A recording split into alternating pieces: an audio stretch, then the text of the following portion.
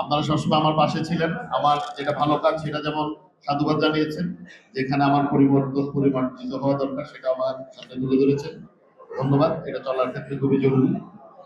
একই সাথে আমি আপনাদেরকে আরেকটা বিষয় জানাতে চাই, আপনারা জানেন আগামী 9 আগস্ট ইনশাআল্লাহ গণপ্রজাতন্ত্রী বাংলাদেশ সরকারের মাননীয় প্রধানমন্ত্রী এবং বাংলাদেশ জাতীয়তাবাদী দলের চেয়ারপারসন জনাব তারেক রহমান এমপি মহোদয় চট্টগ্রামে ইনশাআল্লাহ আসবেন। প্রোগ্রাম হচ্ছে উনি মাতার বাড়ি হয়ে বাঁশখালীতে আসবেন। ওখানে আমাদের চট্টগ্রাম দক্ষিণ জেলা শুরু।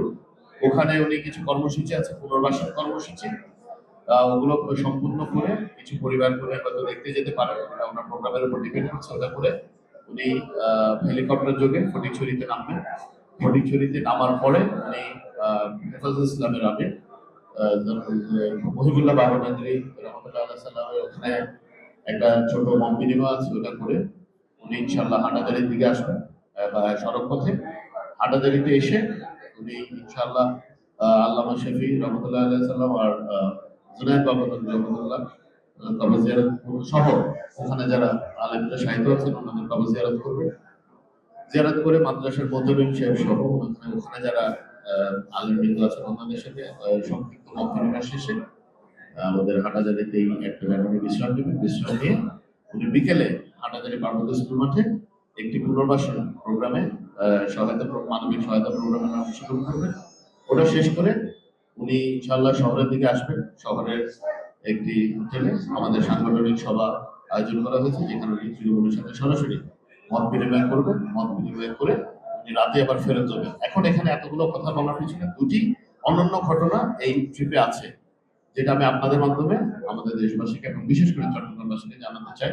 এটা বাংলাদেশের রাজনীতিতে একটু নতুন ধারার প্রত্যাবর্তন করবে বলে আমি মনে করি। প্রথমত, আমরা সবসময় দেখেছি যে কোনো প্রাকৃতিক দুর্যোগে সরকারের পক্ষ থেকে কিছু ত্রাণ কর্মসূচি সবসময় নেওয়া হয়, যেটা স্বাভাবিক, ওই সময় সহায়তা লাগে।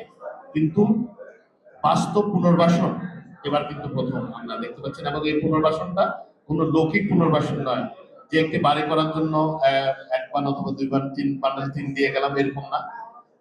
পরিপূর্ণভাবে একটি পরিবারকে একটি বাড়ি বানিয়ে দেওয়ার এই প্রকল্প পুনর্বাসনের আমরা হাতে নিয়েছি। কিছু প্রোগ্রাম বাঁশখালীতে সরকারের পক্ষ থেকে হচ্ছে, কিন্তু হাটাজারিতে যে অনুষ্ঠানটি হচ্ছে পুনর্বাসনের, এটা পুরোটি বাংলাদেশ জাতীয়তাবাদী দল হাটাজারি উপজেলা এবং পৌরসভা এবং অঙ্গ সহযোগী সংগঠনের উদ্যোগে হচ্ছে। এখানে আমরা 30টি পরিবারকে পুরো ঘর বানানোর ব্যবস্থা ইনশাআল্লাহ দলের পক্ষ থেকে করে দিচ্ছি। এবং দ্বিতীয় যে ঘটনাটি সেটি হচ্ছে, সবসময় দলের চেয়ারপারসনের সাথে আমাদের দলের কাঠামোগত কারণে সবসময় সেন্ট্রাল কমিটির লিডারশিপের সাথে মত বিনিময় হওয়ার সুযোগ থাকে। এবার উনি যেটা শুরু করেছেন প্রতিটি বিভাগে, তার ধারাবাহিকতায় উনি চট্টগ্রামে এসেছেন। চট্টগ্রামের 3 জেলা, চট্টগ্রাম মহানগর, চট্টগ্রাম উত্তর এবং দক্ষিণের একেবারে উপজেলা পর্যন্ত নেতৃবৃন্দের সাথে, বিএনপি এবং অঙ্গ সহযোগী সংগঠনের নেতৃবৃন্দের সাথে উনি ওপেন হাউস মত বিনিময় করবেন। আমি মনে করি বাংলাদেশের রাজনীতিতে এবং গণতান্ত্রিক চর্চায় এটি অত্যন্ত বিরল একটি পদক্ষেপ এবং নতুন একটি পদক্ষেপ। এই দুটি পদক্ষেপ আমি মনে করি আমরা যে এতদিন এই জুলাই আগস্টের গণঅভ্যুত্থানের যে স্পিরিটের কথা বলছি, যে আমরা মানে পরিবর্তনটা কি হচ্ছে এটার কথা যে আমরা আলাপ করি, আমাদের মাননীয় প্রধানমন্ত্রী এবং বিএনপি চেয়ারপারসন জনাব তারেক রহমান এমপি এটি কর্মের মাধ্যমে প্রমাণ করছেন যে উনি শুধু কথার ফুলঝুরি রাজনীতিতে করেন না, বরঞ্চ উনি ওনার কর্মকে কথা বলতে দেন। আপনাদের সকলকে ধন্যবাদ।